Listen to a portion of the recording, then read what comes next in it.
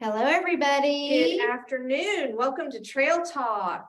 We are really glad you could join us today live here at the Chisholm Trail Heritage Center in Duncan, Oklahoma. That's right. I'm Edie. And I'm Mary. We're coming to you from our sod house. Yes. What's it? Studio. Studio, yes, Yes. the Sod House Studio. You guys unfortunately can't see the Sod House in all its You're glory. missing but out. If you come here or visit, you can come see it. That's right. It's impressive. It is. It's part of the education program. That's You right. know, that we teach a lot of kids. So anyway, you're here today because you're wanting to find out about Oklahoma's wine industry, and very interesting, isn't it? Who knew we had such a wide I love that. industry? Exactly. That flyer thing. Yes. and Hey, Emery, Emery? Yes. just 1 second, little housekeeping. Hey, there is a brochure at the front that's like wine trails. Kind of a red color. Something like that. Would you bring one of those in here, please? Thank you, sir. Anyway, we'll get back to it. So it turns out the wine industry in Oklahoma is a big part of agritourism, Say that 3 times fast. right? But agritourism in Oklahoma is a really not valid, but it's an important part of our state's Mhm. industry. Right. We very much. Economic system. And agritourism is where agriculture and tourism intersect, hence the name. Mhm. We squeeze those two names together. When farms and ranches invite the public onto their property to experience the produce, wildlife, trails, and more that they have to offer. Kind of like a behind the scenes look at how True, things come to be. right, So it kind of is. like a factory tour. Like, thing. maybe like the Orr family farm. Right. That's probably agritourism, even like Brahms, where Right. you can tour Right. their, where they farms. make they have the cattle. I'm and thinking all of when I that. went to Louisiana, we toured the Tabasco factory. Oh, And you got to see where they grew them and picked them the and peppers. yeah, all of that. Yeah. So anyway, this is an example, and the wine industry, the wine industry here in Oklahoma is a big part of agritourism. Mhm. So the grape and wine industry kind of has this cool history here in Oklahoma. So our climate poses a lot of challenges. Right. Grapes really grow best in a climate that has a more More consistent, steady. steady type climate. Of course, I'm gonna wager that global warming is having an impact All worldwide around, right, not just here. on I would agree. on growing grapes and having successful Mhm. crops, yes, harvests. Right. But here in Oklahoma, our weather has always been up and down and a little You've unpredictable. probably heard the at saying, if times. you don't like the weather, stick around. It'll be totally Eh, different tomorrow. Right, You know. right, or in an hour. Right. It can be that way too. So that's been a problem. The cold and heat adaptation are necessary, as well as fungal disease resistance. So Mhm. it's what happens is that the grape growers have to pick specific types of grapes Right. that are more resistant to the More challenges. resilient in this kind of climate that's forever Right. changing. Right, so there are a lot of different soil types in our state. I mean, Oklahoma, we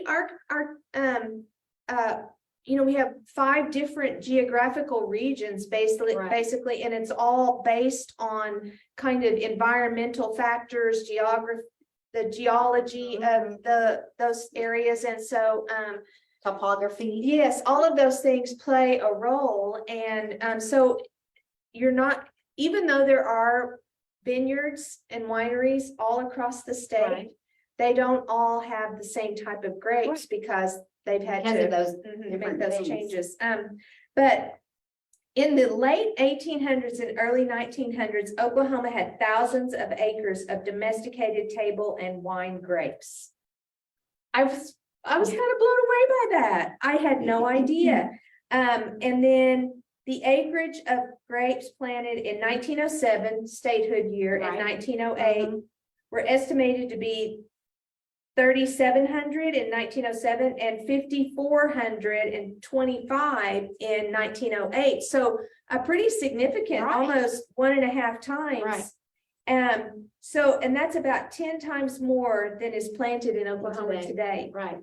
So when they came a state, let's get to it. Let's start Right, planting right, these yeah, they were grapes. all about it. And Right. then you know what came along? Prohibition. Mhm. And that changed the landscape, no pun intended, of wine growing. So, even though grapes were a popular food source, Yeah, they weren't just planted strictly for for consumption of wine consumption, and all of that. production, but they, anyway, so there are several species of grapes that are native to Oklahoma, although I never really have, I mean, I've heard of like possum grapes, you know, some of those kind of wild native kind of grapes that grow around here. Mhm. But many of these grapes have been instrumental in creating high quality hybrid varieties. And in 1894, Oklahoma A&M, now Oklahoma State, released a report that talked about a variety of grapes that were suitable to grow here. Right, 175 different ones. Yeah. And in 1926, the USDA and Oklahoma A&M, Oklahoma State, published Grapes in Oklahoma, which laid the foundation for the commercial grape production of the 20th century. And the first documented winery was in Oklahoma Territory and opened in 1898 by Charles Fairchild, which I wish I knew more about Mr. Fairchild. Did he have a winery somewhere Where he had else? previously been. And moved here and tried to reproduce that lifestyle. Kind of, yeah, Or, something that kind of he's what tried to prompted start him here. to do I that. like the name Fairchild. I do too, yeah. Anyway, but the, like I mentioned earlier, the Prohibition, temperance temperance, movement, yes. yeah, prohibition, all came through. Anti-alcohol, let's see, they were successful, those groups were successful in getting prohibition written into the state's constitution in Mhm. 1907. Other laws, I love the name of this law, reinforced the anti-alcohol mandate, including the bone dry law that was enacted in 1917. No question about what that's about. No, yeah, Yeah. definitely. Yeah. In 1919, the 18th Amendment enacted national prohibition of alcoholic beverages. And Right. I knew there was a national prohibition, but I did not realize that it was an amendment to the Constitution. Right, yeah. Mhm. I was not. Total amendment. Anyway, grape activity declined after that, Right. you would think. And so until the late 1920s, Oklahoma still produced more grapes than any state in South Central US, excluding Arkansas, which is, I don't know what kind of grape production they do, although I did look at a list of the top 10 grape growing states, mostly coastal. Right. Texas was right up there in the top Really? 5 in different categories. Yeah. But I mean, Were we they're still so ranking? big. No, we were not in the top 10 of any of the categories Right. I looked at, but well, for instance, California, which we know is probably, it's the Mhm. largest. Right. They had literally thousands, like 4,000 vineyards, wineries. And Oklahoma has about 40, a little over 40. So Hey. we're not quite We're not the there. big leagues, Yeah, okay, but we compete. Yeah. So then along came the Dust Bowl, which obviously that whole climate impact Yes. of that, Major. you impact. couldn't even grow a crop of necessity like wheat, Right. let alone grapes. Or extra grapes to produce for wine, Right. let alone just eating. Right. So anyway, after the repeal of national prohibition in 1933, Oklahoma A&M, Oklahoma State's pretty involved in this whole grape they are. wine thing They are. here. They are. I actually know a young man who earned a degree at Oklahoma State. In, I don't know what the degree would be called, vintners or something, but I don't know. They do have a wine class up there. well, he's took enough classes that he could get into the wine industry. He did Oh. not stay in Oklahoma to do that, but that's what he graduated from His Oklahoma degree was State. from Oklahoma State. Yeah. That area. Anyway, they developed like 75 American, or they researched 75 American and hybrid varieties of grapes to hopefully bring some new opportunities. And then another 43 were added in 1915, Mhm. but because our state still had prohibition, Right. when they repealed it nationally, they gave all the rights to the states to make Make those that decision. decisions, yeah, Mhm. instead of a national thing, which we see that still happening with laws today. But there were some varieties of wines, or grapes grown that were geared more toward fresh consumption. Rather than winemaking. Yeah, in the, let's see, in the early 1950s, a horticulturist at OSU named Henricks began to develop table and wine grapes in Oklahoma. He worked closely with a group called the Oklahoma City Wine Club, which Yeah. sounds very fancy Yes, it and does. fun. And they made wine from his selections while still under state imposed prohibition. So I guess you could make wine, you just couldn't drink it. Yeah. or Maybe. Maybe sell it. I sell it. I don't know. I don't know what those rules know, were right? exactly. But after they repealed that, interest in wine grapes increased, and in 1975, Hendricks introduced several table, juice, and wine varieties of grapes. And in the 1970s, based on the growing interest in grapes, an initiative in Southeast Oklahoma was developed to provide new opportunities in agriculture. So this winery it's no longer open, but it was open from 1970, which is kind of the year that we're looking at here, until 1988. And I didn't even know in those years that there was a winery here in Oklahoma. And this is kind of a cool picture. This guy is gathering grapes here in 1977. This looked like a pretty hardy I was gonna say, vineyard. that's pretty thick through there. But look, he's got this peach basket completely full of grapes. Right. So, and this is a genuine photograph from the 1970s. I wish you'd look at his clothes. Yeah. I think we could say he was right out of the 70s with that look there. He Those went- are some wide, Went, Collar. Disco-taking later, probably. you know. Yeah. So, anyway, the resurgence really began in the late 1990s for the wineries. Mhm.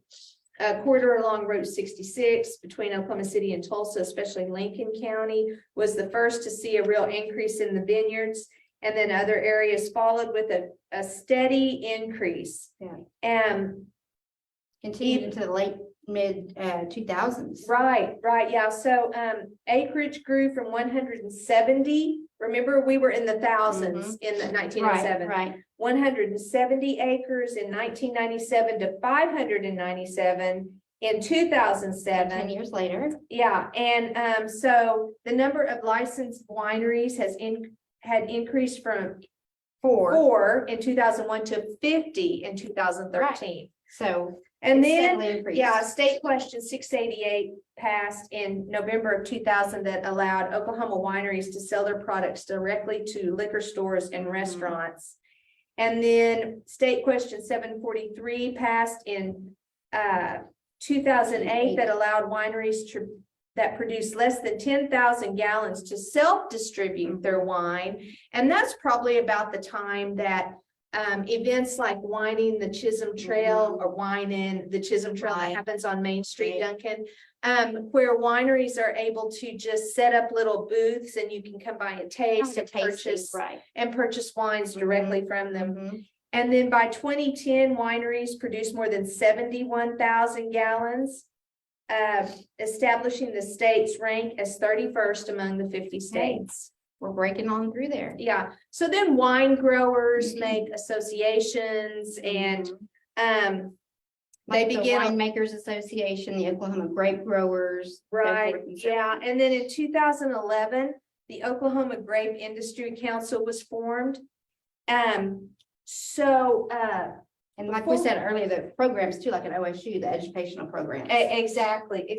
So I thought this was kind of an interesting map of, these are the grapes that are grown predominantly in each of the states. The grapes, not the wine themselves. Not the So, one, like, because, well, you may not know this if you haven't really looked up or studied much about Right. wine, but the name of the wine is the name of the grape.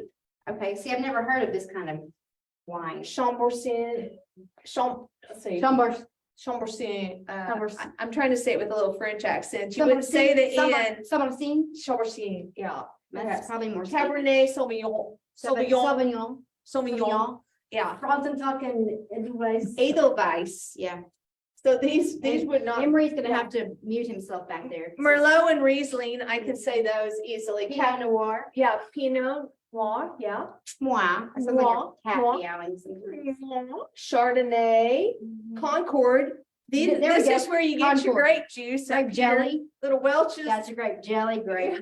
Yeah, Wine. exactly. But, Pineapple. There's a pineapple grape? I guess so. I don't know. Well, maybe wine, maybe maybe they make pineapple wine in Hawaii. Is it? Yeah, it is a pineapple. Instead And of these, grape. yeah, these are grapes. Yeah. I don't know. Anyway, I thought that this was kind of a fun map to see. And it's interesting But the brand, that, never heard of it. right?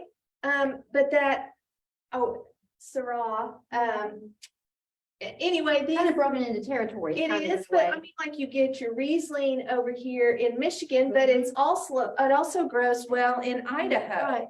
Chardonnay here, but then Chardonnay way over there. Yeah, so, I don't know if this is an indicator of certain climate and soil type similarities Right. between some of these states or among some of these states, but that'd be kind of an interesting would. thing, wouldn't it? Yeah.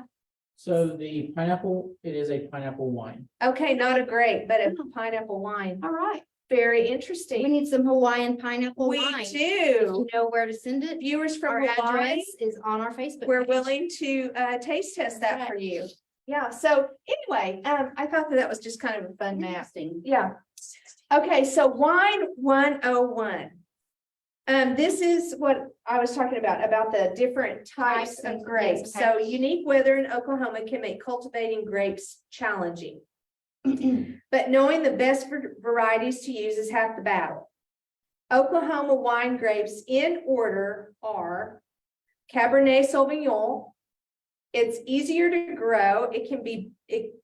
This grape can better weather a spring frost than other varieties, and Okay. everyone knows.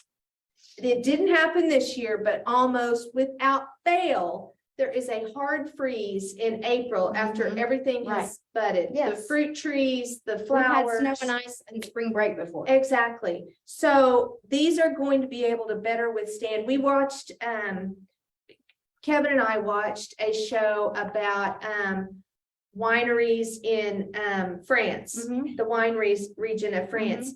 And the grapes, when they are ready, Mhm. they're at their peak to be picked. Right. They have to be picked within a certain number of hours. Seriously. Seriously, yes.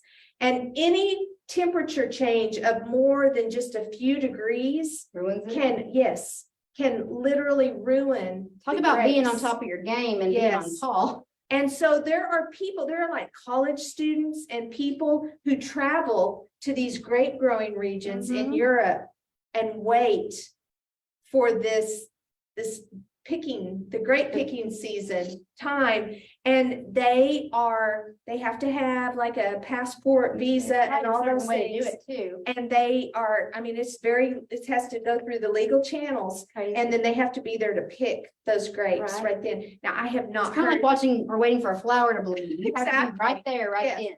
like, what was that one that, It Bloomed. once every 7 years. yeah, or and it something. bloomed this Right, year? right. Yeah, some, kind of like that. Mhm. But anyway, so you have Cabernet Sauvignon, the Merlot. It's less resistant to the cold, but it makes excellent wine despite the extra care required. So if you know anyone who has a vineyard, they are working their tails off Right, for these right, grapes. right. Shiraz is like Merlot.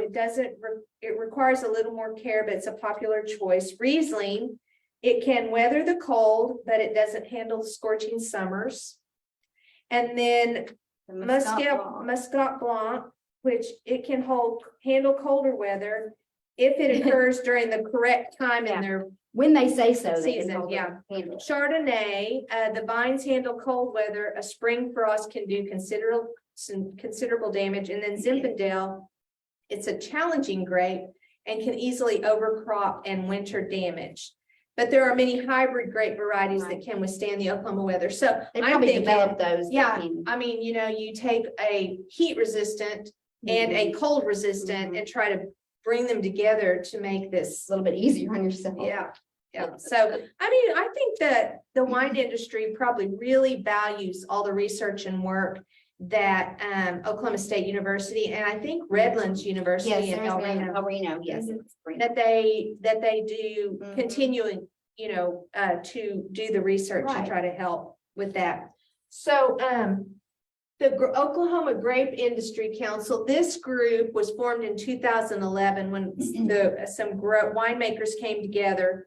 And it was, their goal is to improve the industry using education and government relationships because, I mean, educating people in, well, like what we're doing today, Mhm. informing you about the wineries and the wine industry in Oklahoma. It's not just a simple process of picking grapes, putting them in a thing, letting them ferment, and then here it comes. And walking on them to squish. I know, them. I keep seeing Lucy, Lucy, Lucy, yes. yeah.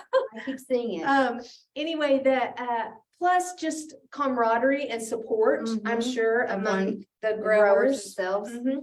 Mhm. Anyway, so, the organization has been influential in modernizing the state's laws, including supporting State Question 792, which allowed grocery stores to sell wine. And I don't remember how many years ago that was, but I have a feeling that greatly Maybe 5 years improved. ago, maybe now. Probably. That probably greatly improved the wine industry's The sales. ability to sell and distribute themselves. Right, reaching people maybe Mhm. is easier as well. Yeah, getting their labels in a grocery store where Mhm. anyone can buy Right, it. You don't right. have to go to a liquor store or a specialty Mhm. thing. Mhm. So, and so they're continuing to help with agritourism, education, hobbyists, viticulturists and vintners. Mhm. And I think those are people who specialize in wine, but Right.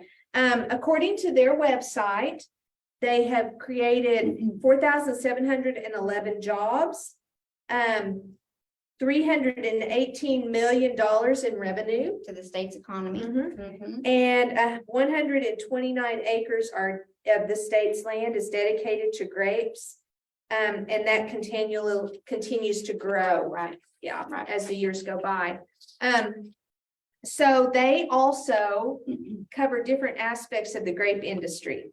So the vineyards, that's who grows the grapes. The wineries are typically, I would think, associated with the vineyards, but Like a bottler. yeah, well, and they have the big vats and Right, everything. where they where- ferment. yeah, and do all of that to Mhm. the grapes.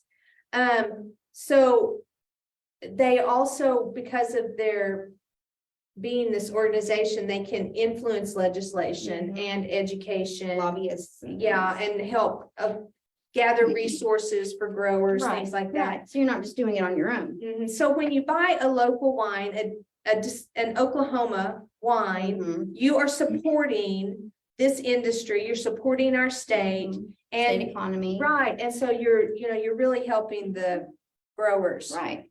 And so vineyards are not just for, producing wine. I saw photographs of weddings Yes. happening at wineries. They make beautiful backdrops. Right, and I can't remember what this next picture is. Oh, this is the trail thing. Okay. This is what the brochure was. Right, so that, anyway, they have, like, there are sometimes lodging at these vineyards. Like bed and breakfast. and Yeah, things. there are, Or tours and tastings, I'm sure. yes, included within yes, the- there are wineries all over the state. And you can do like these little wine trails. Like You- Girls' night, girls' weekend, Yeah. bachelorette parties. Exactly, so here, this is not all inclusive, and I'll tell you how I know that for sure here in a few minutes, but this is a brochure that we have here at the Heritage Center, that was produced by Oklahoma Agritourism, the logo that I showed you to Right. begin with. It's also associated with Travel Oklahoma, which is a website Right. that we get quite a few of our pictures and some information that Right. we share. But these wine trails of Oklahoma, they have really cute, funny names. Like I'm drawing a Blanc, you're making me blush. How Merlot can you go? These are funny, but it's color coded. This map is inside this brochure. It's very easy to follow. Like the Turner meat on wines. Right, yeah. So the color coded Over here. over here, this is the name of the tour. And then these little markers, this is where you would go. So they have it divided by regions. And I actually read a blog about a woman who came down to here and went to Fishtails Winery. I don't know how to say this, Vojai, maybe Vojai's Winery. What? No, and then Girls Gone Wine, which I've got their logo and picture. I'm gonna show in just a minute because it's pretty funny. But anyway, they have these all divided out and you can get this map and pick one of these tours and go, and they have all these tastings and everything. And for This- different levels too, right? Of whatever you're wanting, like if you want, Yes. you know, however much you're wanting to pay determines the tour and things. Right, It's not just a one-shop stop. Not, you would have to check the hours of Right, the winery. in operation. Operate hours of operations, but this even tells you how to read a wine label. What the All the aroma, numbers. bouquet, lot, must, nose. What treading is. I read somewhere that you can actually go tread the grapes Is that in you some of stomp these on them? wineries, yeah. So You- tread stomping them. Yes, you can help crush the grapes with your feet Mhm. to make the wine. Linda Foot. Yes, lend a foot, exactly. But anyway, I just thought that this is a fun thing. And like I said, we have the brochures here at the Heritage Center. Right. But just another way that agritourism is really making it Well, this and these, available. you know, you don't hear much about Oklahoma wineries or Mhm, wines. This mhm. is something that's just kind of a hidden gem. You know, if you Yeah. look. Yeah, I think so too. I think So- so. And the way they have them so closely Mhm, grouped, it can mhm. easily be a weekend Yeah, or, right. you know, a day or so. So Cotton Blossom, if you're local, Sure you've you, heard of that. yeah, you've probably heard of Cotton Blossom Winery. They are out of Marlow. And the reason I know that map, they, on their page, Cotton Blossoms page. Cotton Blossom, they are part of the Simply Zenful Which is this orange country. Trail, which is this one here, which stands to reason these three are in Anadarko. This one is at Medicine Park. UVA, okay, Yeah, and then Cotton Blossom. Cotton Blossom would be here, so that it's not on the map, so there could be a few more Right, that we're missing. that aren't on there. But Cotton Blossom, they make, they do small batches, they have a large variety Yes, of wines. they're pretty good. Yeah. They have a They have- dessert wine that's. really Yes, good, that, yeah. Chocolate kind of dessert Mhm. wine. They have been here at the Heritage Center before, when we've had an They did a event. lunch and learn. And Yes. they've come to some of our events where they sell wine themselves. and Mhm. things. Yeah, so, they're at a lot of things around here and you might see them, but I mean, they're only open Thursday, Friday and Saturday from Like noon to 6. Uh-huh. So you might, but their phone number is, they have a website, they are on Travel Oklahoma. This, came off of the, agritourism, Oklahoma agritourism website. So they're out there in several Right, different right. places. Second Street in Marlow is where they're located. Yeah. And then the Girls Gone Wine, I just thought that Now, their logo thing was That is hilarious. funny. Yeah, they are in Hochatown. And Hochatown is just a great tourist place. It's down by Broken Bow. Broken Bow. I think that's Uh-huh. a Beaver's Bend. Oh, wait, maybe it is. No, it's broken. It's Bow. Broken Broken Bow, Bow, yeah. right, with the cabins and things. Yes, yeah. Broken Bow down there and which is not that far from Beaver's Bend. And you've probably seen maybe pictures online or on Facebook. It has that big like in around that chair that people get in. It's Oh, like yeah. big, huge, oversized. Mhm. I believe that's at Hoja Town. Yeah. And Girls Gone Wine, I think they host like a 5K where everyone wears pink. Mm-hmm. And or I've seen a 5K and it's called Girls Gone Wine. So I'm thinking it's associated with them. Right. But they have a gift shop and they'll do group tours. You can do tastings I there. mean, something that has that name has to be a fun Yeah, little place. it says you can make your own batch of wine and return in about 8 weeks to bottle, cork, and custom How label it cool is there. that? And I doubt if they're the only winery that Right. offers things like that, but it's just kind of an idea Yeah. of different things that you can do and stay in Oklahoma Mhm. and just end up, just having a, yeah, Mixology. Yeah, mixology. And I mean, it's not like you Mhm. have to, we're not encouraging people to go and become intoxicated or anything No, like not that. at all. Just Just- supporting the yeah.